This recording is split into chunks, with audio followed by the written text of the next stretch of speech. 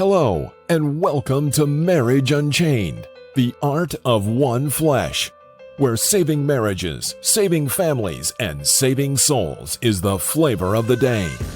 Now, let's join our host and author of Marriage Unchained, Catholic Alpha Radical, Jerry Jacobs Jr. Welcome to episode 28. Today's focus, meet Catholic Alpha's dad. So, sit back, relax, take a chill pill, and get ready to rock, but don't duck. Can you feel it? Catholic Alpha Radical coming at you now. Hello, and welcome to Catholic Alpha Radical, a Catholic relationship podcast giving you winning tactics for marriage problems, girlfriend problems, and intimacy problems for men. Moreover, where my main mission is to keep you out of divorce courts, and where Marriage Unchained, the art of one flesh, divorce combat coaching is the flavor of the day, while helping men understand marriage and courting, not dating, in the Catholic faith. Why? Because dating is for sex and courting is for marriage. This is episode 28. Bam!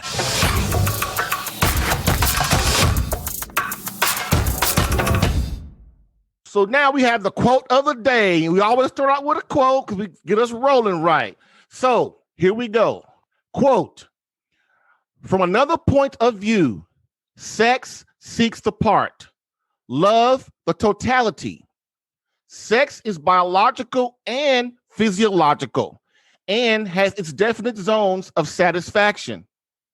Love, on the contrary, includes all of these, but is directed to the totality of the person loved.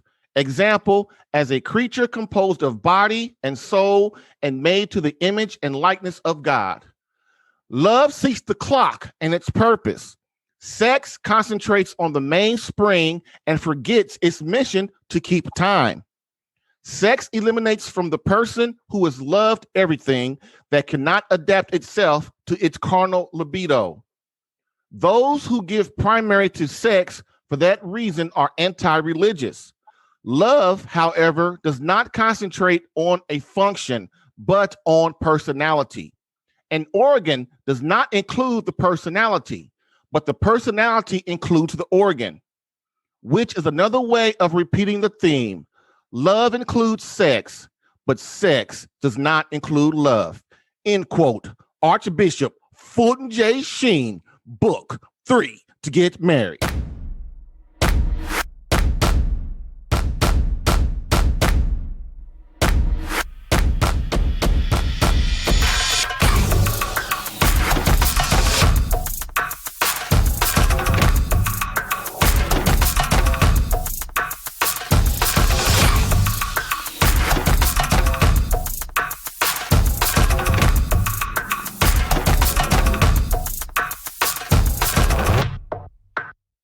All right, everybody. Welcome to the show, episode 28. I got a special show here today. I got my pop on the line with me, and we are going to do some old reminiscing, and I'm going to learn some stuff because a lot of these questions that I have for him today, I have not asked before. And so, my pop, I guess, Daddy, how old are you?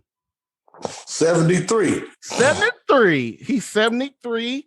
And I guess I'm 54. I'll be 55 here pretty soon in May. So I guess I'm getting up there. Yeah. So welcome to the show, my father, Jerry Jacobs Sr. So how you doing tonight, Pop? Oh, I'm doing good. You are? Huh? Mm-hmm. Yeah, I'm excellent. Excellent. Excelente. Yeah.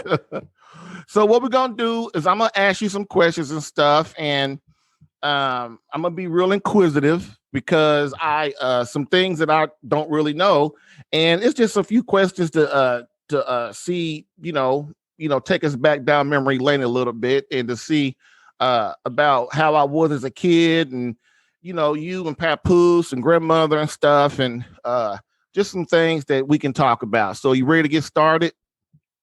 Oh, yeah. Okay. So one of the things that I know we always talk about is, but I'm gonna start out with some simple stuff like where were you born? Were you born in Indianapolis? Indianapolis, Indiana. That's right. Yeah, and which side of town were you on?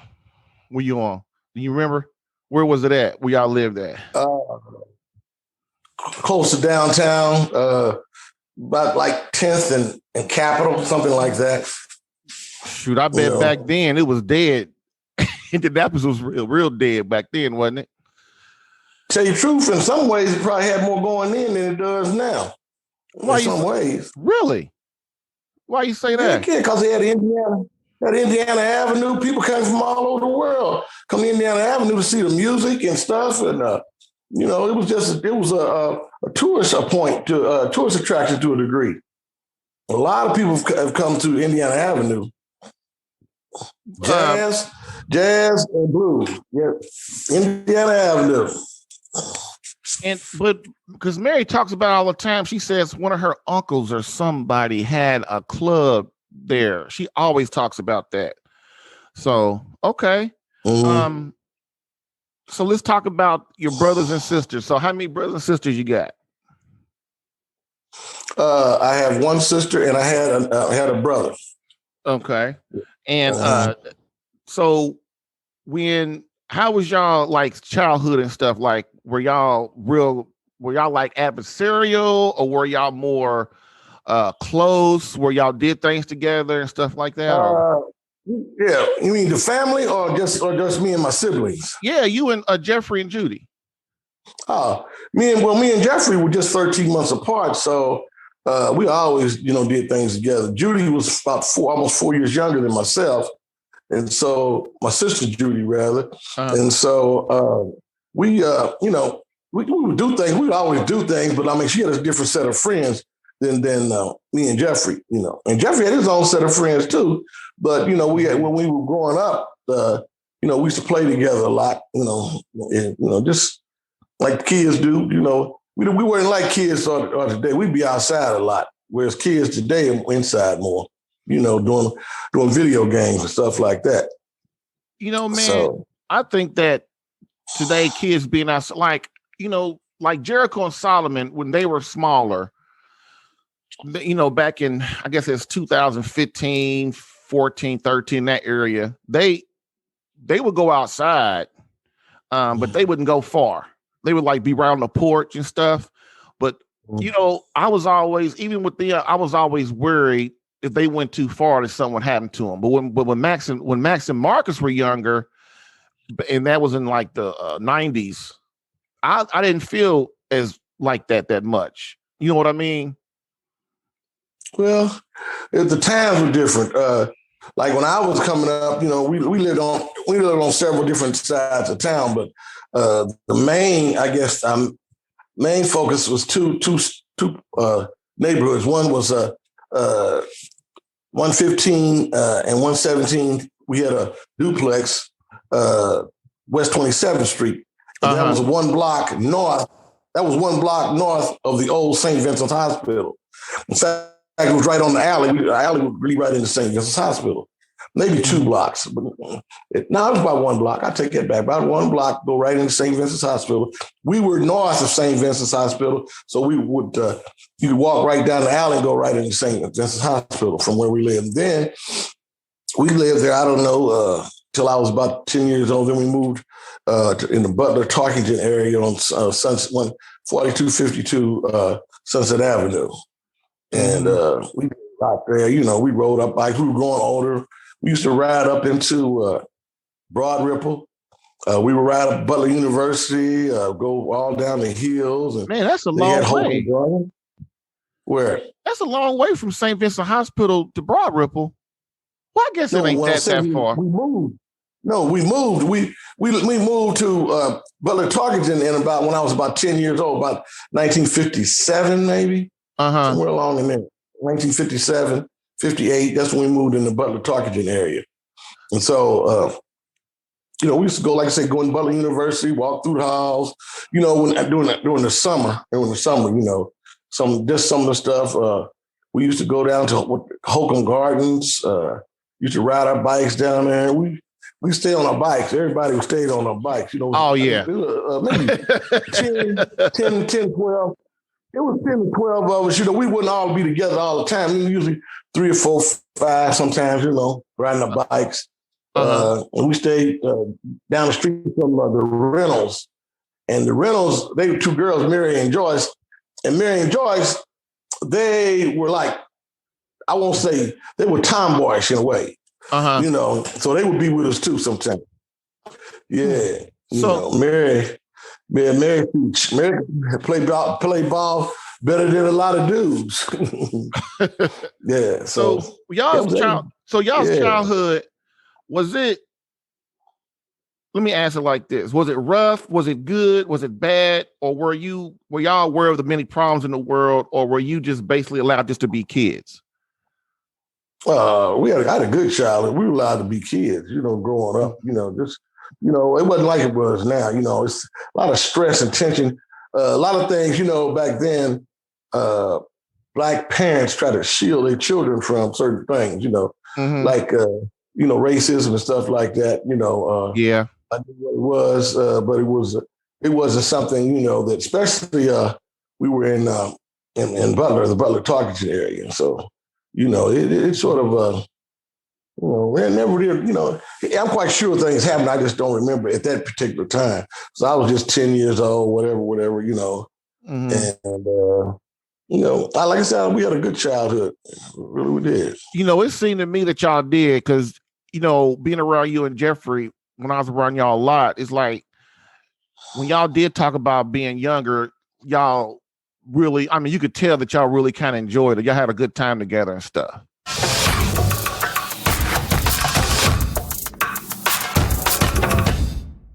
Are you here to build a better marriage? Do you worry daily about the state of your relationship with your wife? Do you really understand how she thinks, how to keep her happy, her deepest needs and desires? Would you like to regain the respect, intimacy, devotion, and communication you once had? Or better yet, make your marriage better than it was, holier than it was, more impassioned than it was? Not sure where to begin? Visit www.savemycatholicmarriage.com and save your seat for the Marriage Masterclass today. If you're ready to man up, get your woman back, and battle for your marriage, visit www.savemycatholicmarriage.com and enter the Marriage Masterclass now.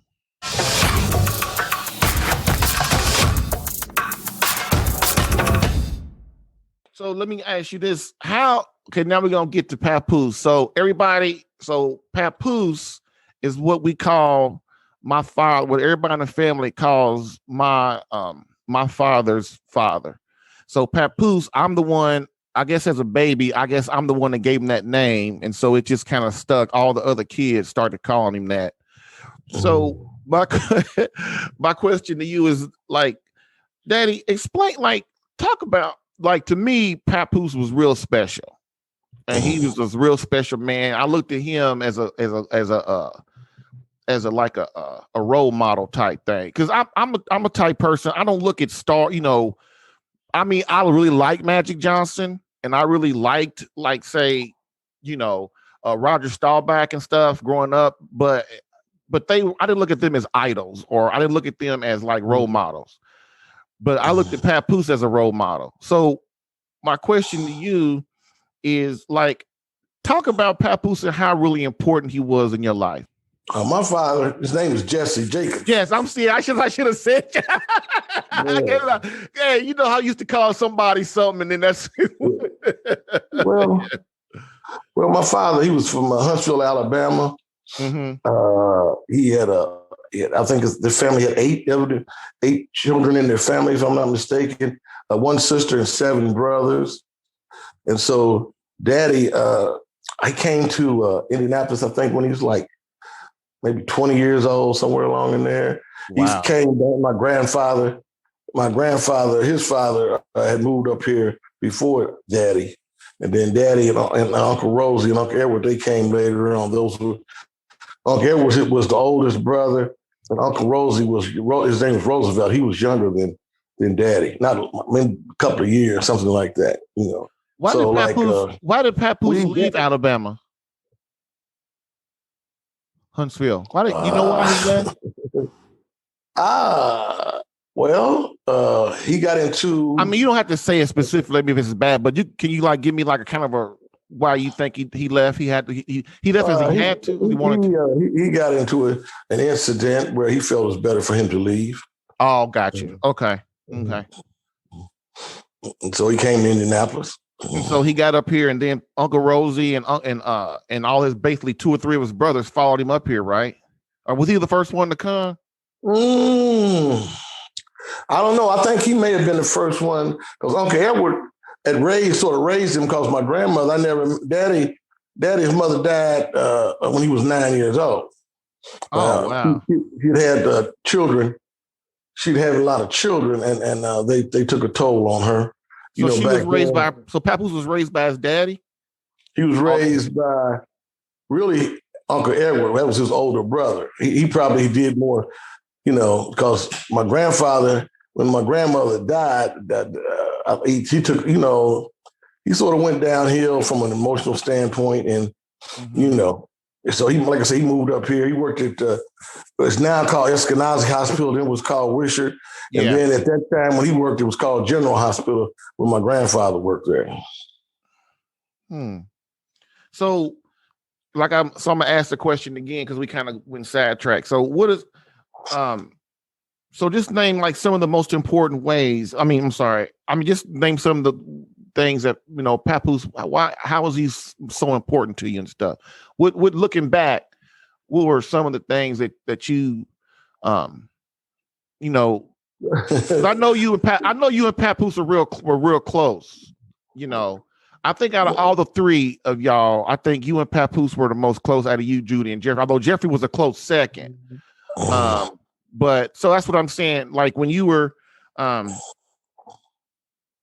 your life, how was he important? Daddy was a small man in stature, but he had a real heavy voice. He had a big man's voice. And when Papoose entered the room, he was a big dude. You know what I'm saying? His aura was huge. Even when he was like 70 something years old, when Papoose came into the room, everybody looked at him. It was like one of those things where he had an aura about him. You know what I mean? Yeah, he was like that. One thing I'm gonna tell you about leadership. No, they say leaders are born, and then they say leaders are taught to be leaders, and that's a debatable thing. But Daddy was the union steward on his job, and so on that was a good position for him to have, And but anywhere he went, he was always sort of he was a quiet person, but Daddy, you could tell Daddy had leadership skills. And that's just the way he was. And a lot of times, he sort of was like a quiet, leader type person too, But don't get him mad. He was a little dude, but he had a lot of power. So, okay. All right. So you said, so what I'm going to ask you now, though, is what are some of the most important ways that Papoose helped mold you into a man? Can you give me some specific incidents that? Well, Daddy sort of he didn't talk a lot. Not unless he really knew you. Daddy didn't really talk a lot, But the thing about it, he led more by example. He was the type of guy that he just led by example. My father, I used to work with Daddy, and he had several jobs over a period of time. He used to do cars, buff cars and detail cars, and me and Jeffrey used to help him do that. Then right before I got married, he it was his part-time job. He was he was a janitor. He was the head of he had a janitorial crew, and I worked for him, and Jeffrey worked for him too. And I worked in a bank. I cleaned up a bank, and he was at the bank a lot because he had other people that worked for him at the bank. So we go in at 6 o'clock at night and get off at 12, noon. And so Daddy, he was my boss and stuff. He was real cool. I learned a lot.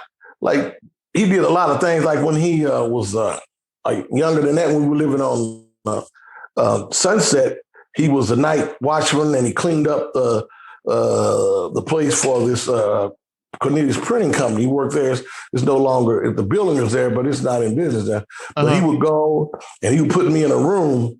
He wouldn't let me and Jeffrey go together hardly. He would just let one of us at a time go off, But anyway, he put us in a room and go and do what he go around and do the floors. And he, it was a clock out. I think he had the clocks that he would do, for the go in different areas of the building.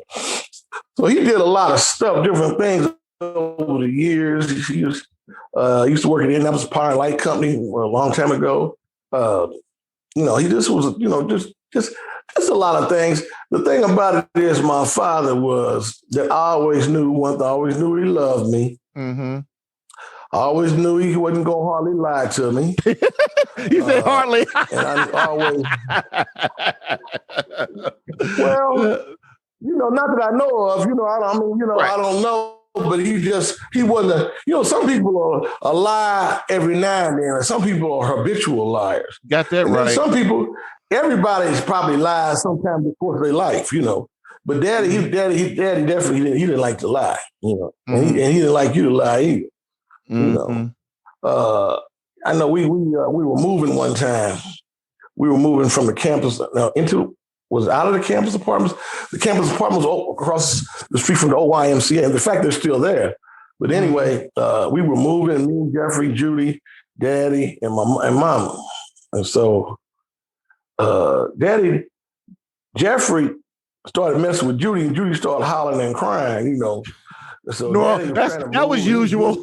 That was normal. Judy started crying. And so Daddy ran back up the steps, while we were moving. He slapped Jeffrey, and he slapped me too. What you slap you for? Yeah, because he said I was doing it, and that's the only time he's ever done anything to me that I thought was unfair. He did it, it was an emotional thing. He was trying to move and everything, and so he said he was sorry later on because my father didn't hardly whip us or nothing. I mean, he would whip sometimes, but he wasn't no person to just do something to you. He wouldn't do that, and he always had justification for doing something to you. If my father whipped you, you deserve to be whipped. But this particular time, he was just doing so much, and he just heard Judy crying, or hollering, or screaming, or whatever she was doing. And so he ran back up the steps and slapped Jeffrey, and he slapped me. That hurt me like hell. I said, wow.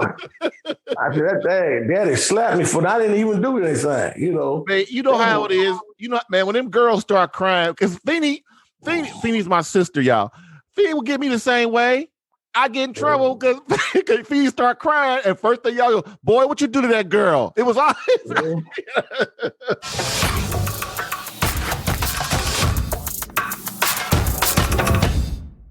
How this is something now. I know I have never asked you about this, but it's something I thought about when I was writing the questions. I thought about, so when you and Mama, how did you and Mama start dating? You and Mama meet? Did somebody introduce y'all, or you just met out the blue?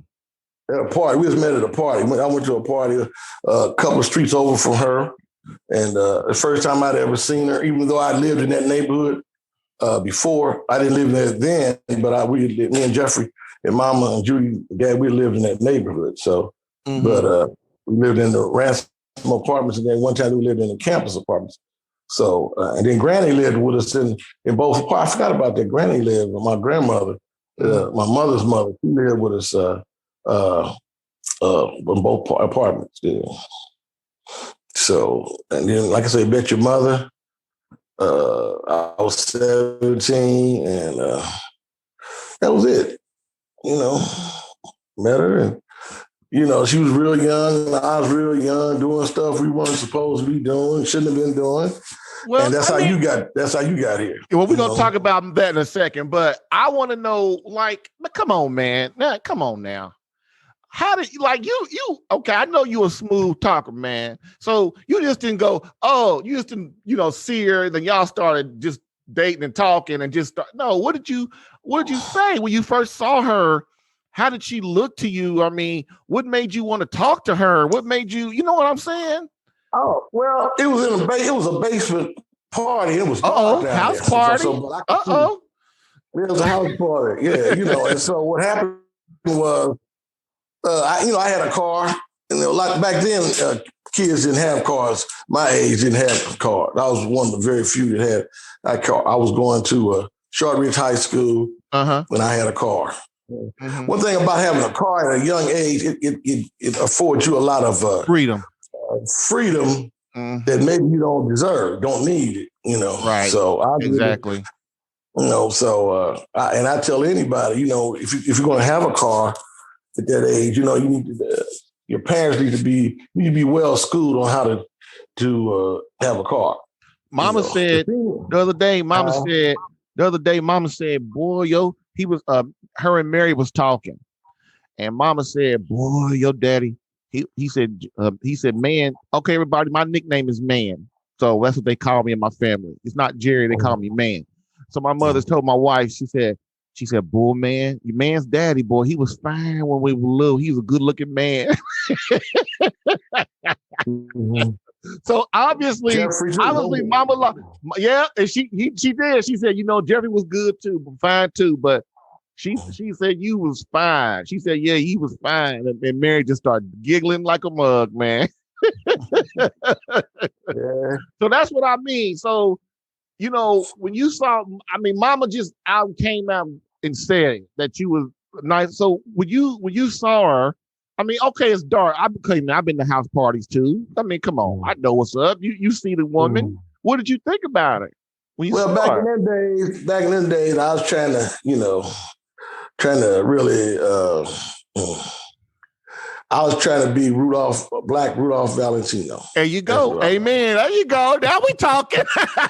That was my game, So, right.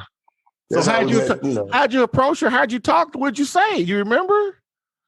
Well, your mother was real young and innocent, 15 years old. Mm-hmm. She looked older, really, she did. Uh-huh. But then, so we, I just started talking to her. We did a little making out, a little stuff, just kissing and stuff like that. And then I took her home. And then I called her and, kept talking to her. So basically, you and Mama met like me and Mary did almost, basically. Because I was married, me and Mary were like 12 years old when we met, and you and Mama were like 15. And so if you was 15, so you were 16 or you were 17 or 8, like you was how old when you met Mama? 17. When you met her? She was 15. She was 15, getting ready to turn 16. I was 17, getting ready to turn 18. When y'all actually met? Yeah, when we actually met, yeah. Wow. So that's now. So, okay, so I'm going to ask. So now you ain't going to expect this question because it ain't really coming from you and Mama's point of view. How did Papoose react when you told him that Mama was pregnant with me? Do you remember? But that was that whole time was really sort of difficult, really. Mm-hmm. From Mama, Daddy, Mr. Thomas, who are Glenda's mother and father. That was a sort of difficult time. So explain. So go ahead. I was gonna say explain back then because the way when people have sex today and the kid comes today is nothing like it was then. So I was I was asking you to kind of bring that in, explain how that was back then till it is now. You know what I'm saying? Well, back then when you get a girl pregnant, a lot of times they want you to get married. Mm-hmm. So that created a problem in a way. Yeah. for me, because like I wasn't ready to get married. Glenda wasn't ready to get married, you know. But so what happened was Mr. and Mrs. Thomas and then Mom and Daddy went back and forth about where we're going to get married. You know, they was expecting me to marry her, you know, which really shouldn't have really. I think your mother was the person I should have married. I think we should have married each other 10 years later. I don't think the timing was bad, you know, because neither one of us experienced enough. I'm sort of like this. I think sometimes you can put people together and you think that they're going to, because whatever circumstances, you know, you try to put them together. And then back then, like I say, in fact, I think Mama and Daddy, maybe Mama more so than Daddy, got a little mad with Mr. and Mrs. Thomas, upset, I'll say. And maybe Miss Thomas, they got a little mad with Mama and Mama, especially because they felt that Mama, at first she said she didn't want us to get married. Because she wanted me to go to college and They had plans, you know, and stuff. So, right. But like I say, really, it all stems from having that car. I had too much freedom. I had too much freedom. That's right. That dirt car, man. If it wasn't for that car. I had too much freedom, man, because I had other girlfriends, you know. Exactly. I had other girlfriend. In fact, I would tell you something sort of funny. When me and Glenda was getting married, my friend, or my girlfriend before Glenda was Betty. Her name was Betty. And so Betty used to go to Shortridge High School. Then she transferred to Addicts. I'd gone to Christmas Addicts for 2 weeks, and then I transferred to Shortridge the rest of my time in high school. So what had happened was me and Glenda was getting ready to get married. We got married, November the 5th, I believe, of 66, if I'm not mistaken. No, 65. We got married November the 5th of 1965. And so, well, anyway, Judy, my sister Judy, she was going to Addicts too. And so when I was me and Glenn were getting ready to get married, we finally, you know, so we're going to go and get married.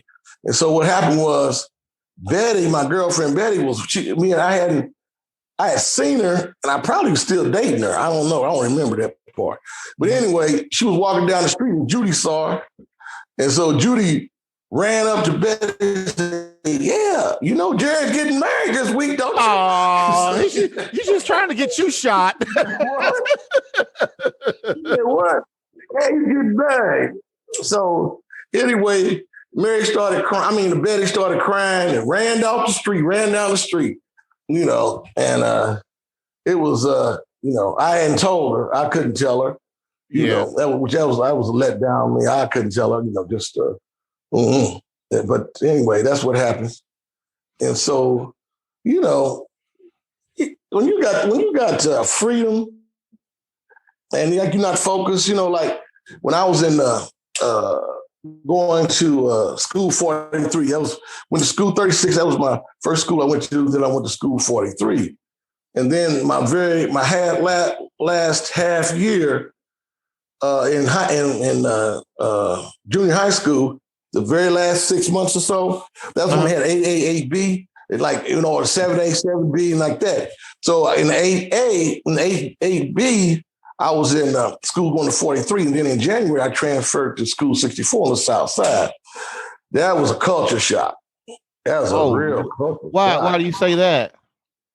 Well, at school 43, it was it's from a standpoint of learning, intellectual thing, you know, it was a higher rated school. It was just really good school. If you came out of school 43, and you used to have to test in the Shortridge too. You had to, black kids used to have to, I don't know if everybody, I know black kids used to have to test in the Shortridge. So, but I got in, I had to take a test. I don't know why. I just never had to take a test to get into Shortridge High School, which is a high academic school then. And school 43 was a high academic junior high school. Well, no, it was middle school, junior high school. And so what happened was in the 8A, we moved on the South Side. We moved from Sunset on the South Side, which mom and daddy were having some issues. So some things went down and our financial situation changed. So we moved on the South Side for that last 6 months when I was in the 8A, and that was a culture shock to me. Culture shock.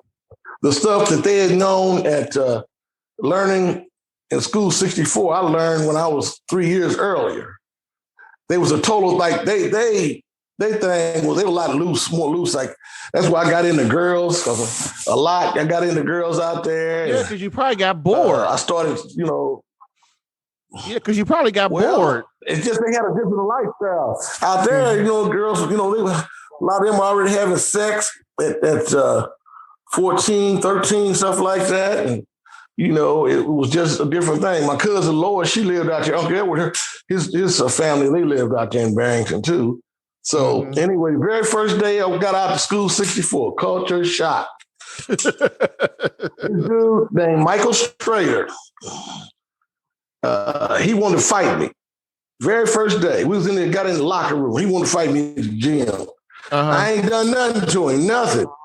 And so a guy that got to be my lifelong friend before he died, his name was Stanley Wilson. We call him Fox. He told Mike, they said, man, you need to, don't do that to him. He's a guy that he's Lois's cousin, la, la, la. So Stanley kept him from jumping on me, because I don't know if I could have handled Mike or not back then. I don't know if I could, So, but anyway, yeah.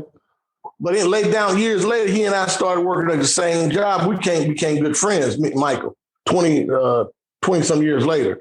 But it just, I don't know, out there we had it was just a different thing. Had a park right there at the school. You come right out to, called Bethel Park. You come out of the school, go right to the park. A lot of stuff happened in Bethel Park, over the years and stuff.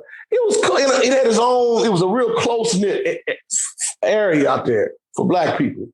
And so we moved out. We stayed out there 6 months, and then in Barrington. And then when it's time to go to high school, we moved to up here on what did I tell you? Campus apartments.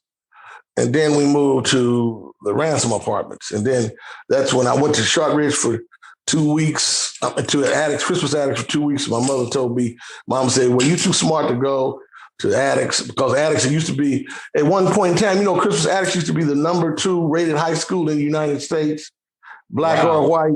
Wow. It was the name. The reason why? Because they had professors teaching there, and the Black professors, they couldn't go to other schools. So the white people wouldn't let them teach there. So they taught at Christmas attics. And so you get professors teaching young kids, so they're going to be, like I say, I was very surprised. It was the number 2 rated high school, color didn't have anything to do with in the United States at one time. And then what happened was it began to decline as integration really messed it up. And I think integration hurt Black people more than helped Black people, in my opinion, because you used to go down on Indiana Avenue, they had all these stores, and then the Black community had pharmacies, it had theaters, it had cab companies, it had different types of businesses, all types of businesses. The Black community was self-sufficient. That's what Mary always says. And so what happened was the Black, when integration came, people just started moving out, and moving all in different neighborhoods and all that, and that was a trick thing for Black people. It really was, because when you division, you cannot do well or achieve something when you're divided. Just like a man and a wife. If a man and wife are really hostile towards each other and they cannot do something to get together and accomplish something when they're so divided. So anytime that's a division is a device used, in my opinion, by the dominant authority, dominant people to keep Black people the way we are today. That's great. Yes, sir. So okay, did Papoose tell grandmother that you guys were getting married, or y'all just knew it? Like, or grandma, who knew that mama was having the baby first? Papoose or grandmother? You remember? I think Miss Thomas them called Mama them and told her. I think that's the way it went down. Yeah, because they gonna see it before. Yeah, I see what you're saying. Okay, so check this out. Go ahead. I'm sorry. Go ahead. Well, it was back then getting married for me. It was an on and off type thing. I like certain aspects I loved about it, certain aspects I didn't like about it. Mm-hmm. But bottom line, I wasn't emotionally ready for it. It really it changed my life. But a lot of good things happened there. So that brings me to this question. Okay. So you got this, you got this new family. You got me, Mama, and you.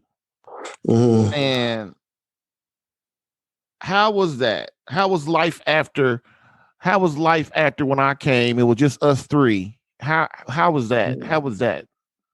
It was cool. It was cool. I liked it. I liked it. You little boy, and we had you. I took you over Miss Sharon's them, the family friends, and and take you around. You my little son and stuff. People, they talk about how cute you were, stuff like that. They used to talk about how cute a couple, me and Glenda, your mother.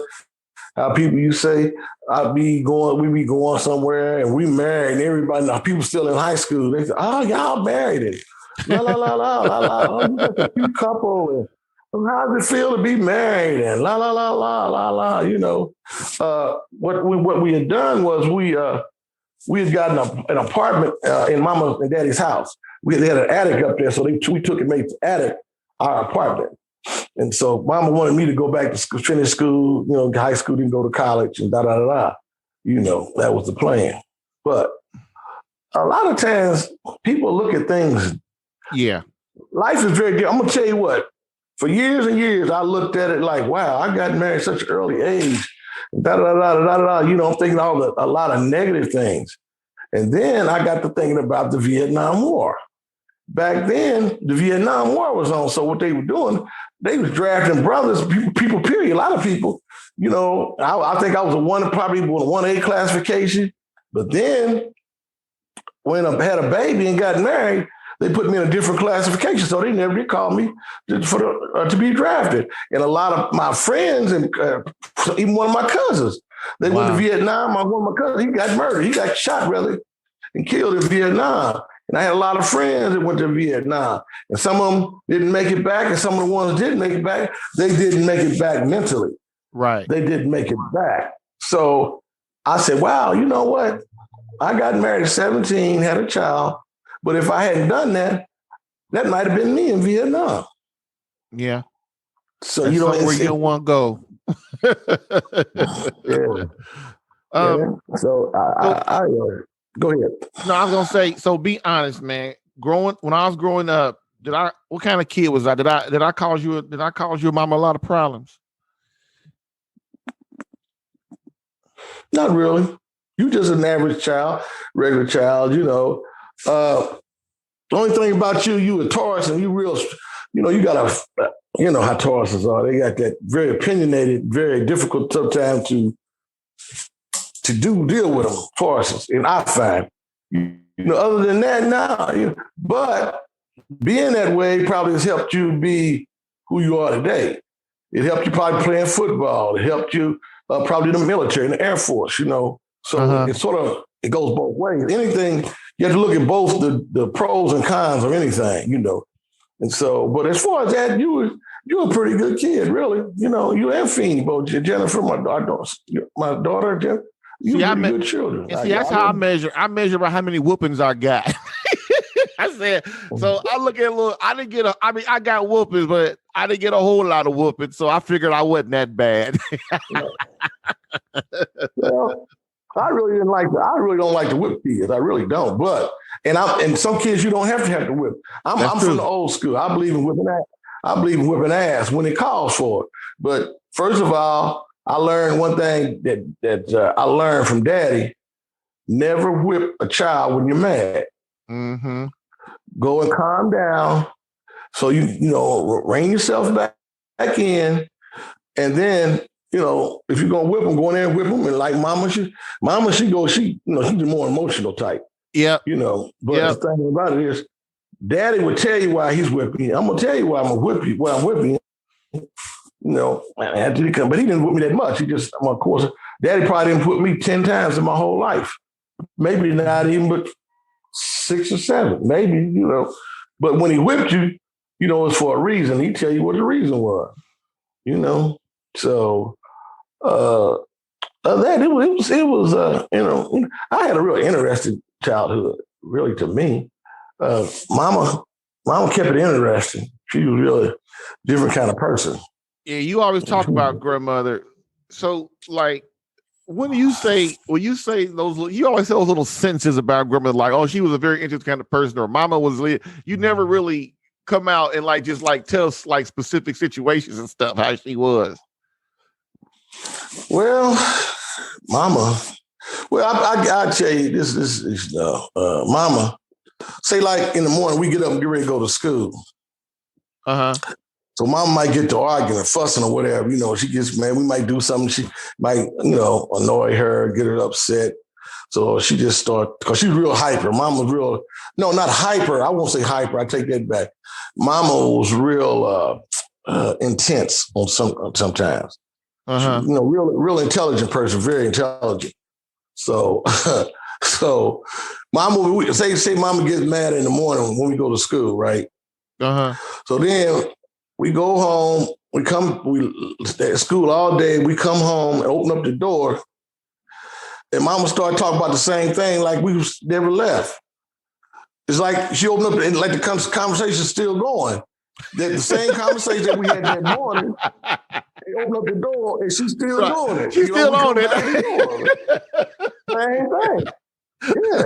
She would do that. Yeah. She would do that, and just like we had an intermission. Right. Come back, she's on it, man. Yeah.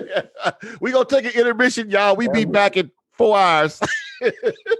That's the way it was, Well, on that, mama she used to do a lot.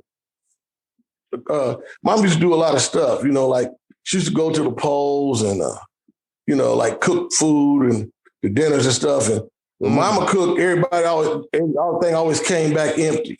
She cooked these rolls. Everybody loved the rolls. Then she cooked the strawberry coconut pineapple cake, and everybody would eat it all. Mama didn't never anybody with food would all eat everything, man. I got a wife like that. Yeah. Yeah. It's good. So, okay. So how did it come sir. How did it come that me, you, mama, and Feeny spent so much time at grandmother and Papoose house? I mean, it's like that was like our second home. It's like almost like our first home. It's like we was always over there. How did it come that we was all over there so much? Because I like being around my mother and father, my family. And they had on Sundays, it was like an open invitation to come to dinner. I'd go to their house anytime. Didn't really make any difference. But Sunday, mom would cook and stuff, and the food would be there. So, I just like being around. I like being around them. So the last question on this area, and then we're gonna move into a couple of societal questions. Like, looking back, what were some of the ways your family, Papoose, you, grandmother, Jeffrey, and Judy, what were some of the ways that you were different from mama's family? Leslie, grandmother, grandmother, granddaddy, Leslie, Junior, all them. What were some ways that the families were different, but also what were some of the ways that they were the same? Well, I think Mr. and Mrs. Thomas, it was eight. They had 8 children, and I think that their family was not as, when it comes to. I don't think they were really when it came to the children. I don't think they did as much one-on-one as Mama did. Mama was a real one-on-one person with each of her children. it was so many. And Miss Thomas worked a lot. Mr. Thomas worked, so I think they were good parents, but I don't think they were. I don't think they had the time, and it's because of the numbers, and they're working to do one-on-one as much. But their family is a really good family. It's really, really good family. I love Miss Thomas and Mr. Thomas. They have a good family. So what was what is a way that we were like, not we, but what was a way that grandmother and papoose were kind of the families were the same, were kind of a little the same? Oh, they family oriented. Miss Thomas and Mr. Thomas, their family is a Glenda's family. They real family oriented.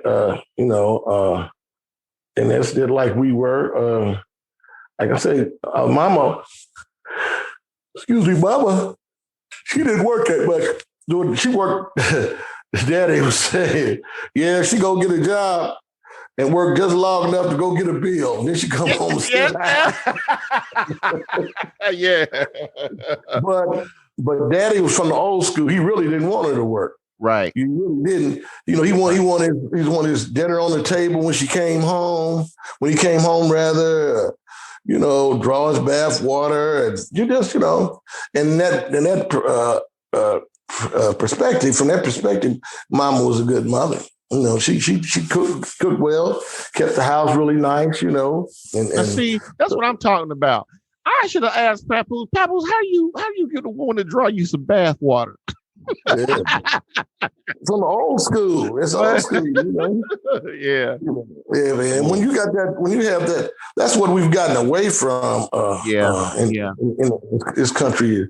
And that's why I found people think that money is the key to having a great life. And money has its place, of course. Mm-hmm. But it's not the number one thing. The number one thing to me is having a love and compassion rather for your family, and that sometimes that's not easy to do because of the way society is today. They make it so like used to be in a long time ago. The economy was set up for the woman to stay at home and the man just to work. Right. So then they say, oh, wait a minute, well, we're gonna fix this. We're gonna fix the economy. So like it's almost imperative, unless you're making a whole lot of money, the wife has got to work also. And that's a bad thing because you got to think about it. When you take your wife is not your wife. That's your wife. She's the mother of your children. But when you put her out there in the job market, see, that's a totally different thing because you got. Especially she's attractive, it looks nice. You got guys cracking on her today, women cracking on her. You got the boss trying to get in her pants, You don't know this. You might not even know it. Right. You working too. You working too. So, she out there working, trying to help the family. And we become a two-family income, a two-job people working. And that it sounds good, but really, to me, it helps destroy the family. It does something to the family in a positive. It's a con. It's not a positive to me. But I used to not think that. I used to think that it was. I was like you. I was the same way. I thought it was all right. But see, I found out firsthand, and a lot of my audience knows about my past. So like when I was married to Renee, she was out there, and the stuff that you said was the same stuff that happened to me and her. Dudes cracking on her because she's a nice looking woman and stuff. Before I know it, before I know it, Well, and it doesn't take much if your marriage ain't going away. Here's what happens: it's like a snowball effect. You put your wife out there to work in the job market. Okay, so maybe for whatever reason that starts your relationship to go south somewhat. Mm-hmm. So then when it starts to go south, then both of y'all may start looking, or one of you, possibly both of y'all start looking for somebody else to fill that void that you're not getting before she went out on the job market. Because now her focus is not just on the house and the kids. Her focus is on this person that she's dealing with. And you might be too. You know, you go on some jobs. I've worked on jobs where they call them job, house, and housewife and house husbands, where they married, they're not legally married, but they dating on the job and they just like husband and wife. In fact, on some jobs, the job husband and job wife see each other more than the ones that are really married. That's to right. each other. Because you on the job, say you 8 hours a day, 8 hours a day, y'all dealing, you might go home that night at 5 or 6 o'clock. Hell, you in the bed by a certain time, you sleep. You know, you fell asleep, you getting ready for the next day. But on the job, you with this person sitting, don't work overtime. That's 10 or 12 hours you with that woman, you know, or with that man. So that to me, looking in the bigger scheme of things, has changed. And then, you know, nowadays, what really is bad, especially for Black women, is that an independent woman. Yeah. Yeah, I'm an independent woman. And what does that really mean? You're an independent that of mean, what? Well, that means you're lonely. That means that means you don't have nobody or no soulmate. You sleep. That means you sleeping with other dudes that just come in and leave you and then stay a while and they go find another. You know, that's what that really means. I understand. Okay, working in the living in the context of the way the country and the world is shaped today. Okay, if you're gonna be an independent woman, what you call an independent woman, I say, okay, go ahead on and do what you're gonna do. But then let it come to a point in time where, I want to be married and I want to have a family and I want to commit to my family. You know, don't be half doing it. Don't be out here, okay, I'm going to get married and I'm going to have this baby for 2 years. I'm going to stay home. Then I'm going to go back in the workforce and and come back. That does things, that changes the family structure, in my opinion. You know, you can't just all the things I'm saying to you are probably totally different than the way I used to think. But as I've gotten older and I see how work life really is and what's really important, it's important to have your family and friends, and good family. So that's more important to have that than anything. Money comes and goes. You know, it's not. You know, of course, money is a necessary commodity. You know, but how much money? How much money do you need? Or just like some of these people are so rich, what's the difference between having $1 billion and $2 billion? Is it going to really make your life that much better to have 2 billion rather than 1 billion? Right. And money is a tool. Money is a tool, and it's meant to sustain you and bring a certain amount of joy and harmony and pleasure into your life. But money is not supposed to be the main focus of your life, because we live in this life.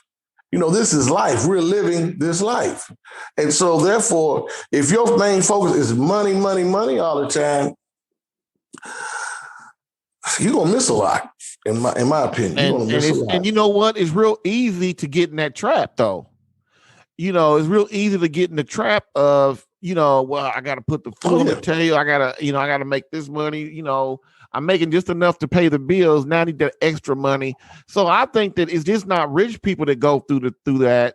I think that what happens is, I think poor people and middle class people go through the same thing. Everybody, it's a trap. It's an easy trap to fall into.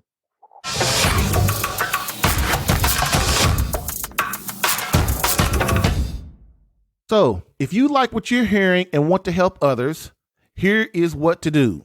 Share this podcast with your friends on social media and other places you hang out. Here is how to help. You know as well as I do, people are always having problems in their marriage, but just don't know where to turn. You can really help save a marriage and or a family by sharing this podcast with someone that you suspect is having problems. Here's where to go. www.savemycatholicmarriage.com. Signs them up for the podcast as well as the Marriage Masterclass training. Remember, we are our brother's keeper. Help save a marriage today. www.savemycatholicmarriage.com.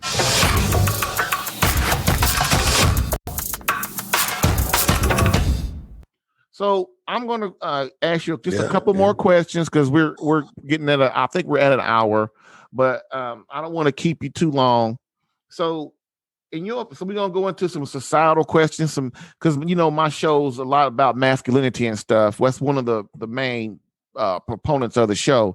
So, in your opinion, what is wrong with the state of masculinity today? Well, the whole thing is they don't have it, whereas the society, this is when I mean they, I mean the people who run the world, the people who possess the fire, they want to make it a genderless society. Yeah. So how do you do that? There are many ways you can do that. One, you can make men effeminate. You can ridicule somebody for being a man or from acting as a man. That's why we get the term toxic male. I mean, what the hell is a toxic male? You're a man. How can you be toxic if that's what you're supposed to be? Right. Don't get me wrong. I think if you have issues with your sexuality, then I think you need to go get the proper counseling. Because I think some people I think they were born, they have issues, and that's just part of living. It's okay, but by the same token, how can we force people that are who they were made to be from a biological standpoint, man and male and female? How can we try to push them into being genderless, non-gender? Yeah. How can we do that? Right. You're trying to change the genetics of life. You're trying to make life into what you want it to be, not to what it is. Amen, brother. I have a problem. I have a problem with that. Amen, brother. Amen.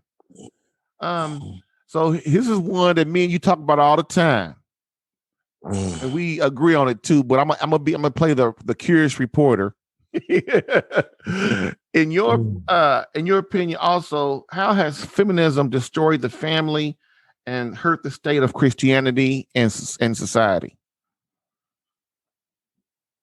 Okay, well, I'm not going to answer the one about Christianity. That's a different kind of thing. Well, but honestly, hold up. Honestly, it's all whatever you're gonna say. It's all the same.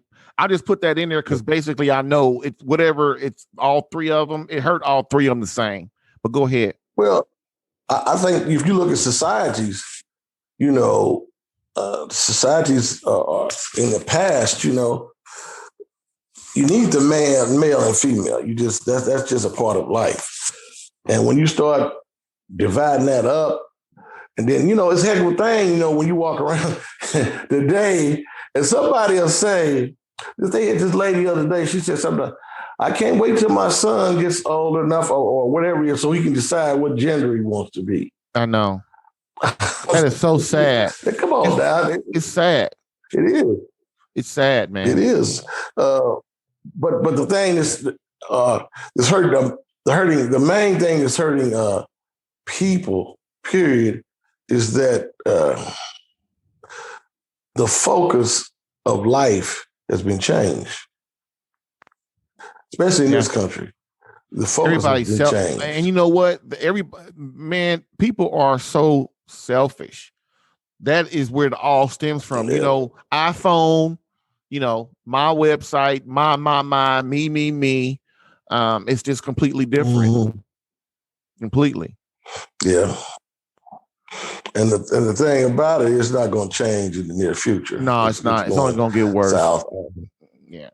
I don't know. I think that there's some countries, I don't know. I've heard that, like in some countries in Africa, some countries in other parts of the world, they still adhere to the male and female roles as husband and wife or whatever. Whereas other countries, like this is a European country, so they have a different mindset.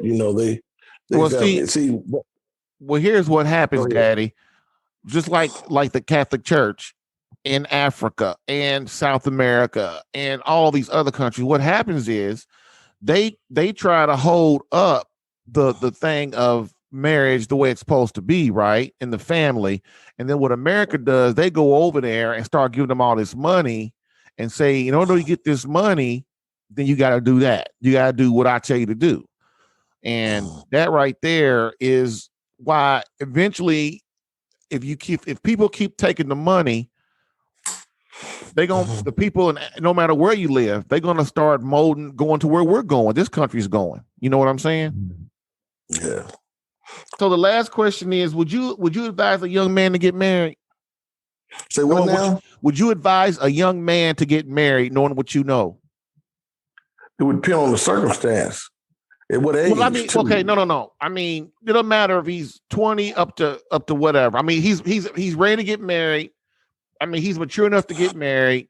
Let's just put all the other stuff. But would you, knowing what you know, would you advise? Would you think getting a young man getting married is a good thing? Yeah, most definitely. Yeah, of course. That's what we put here to do. That's part of the life cycle, you know. To the thing about it is, to procreate, to have children, so they can carry on the society. And so, yeah, I definitely believe in marriage. I definitely believe in that, when it's right. Yeah, that's the hard thing. Well, you don't know, you're taking well, when it's right, it's got to be worked at too. So, but hey, Daddy, thanks for coming on. And, I know this is Friday night. This is you've been in from the day, but I thank you for coming on and entertaining us. And I want to say I love you. And I guess for the Super Bowl, we going over our friend's house, the Lamarck's. So I guess I'll probably see you later then. No problem. Okay. All right. Tell Mary and the kids I said hi. All right, Danny.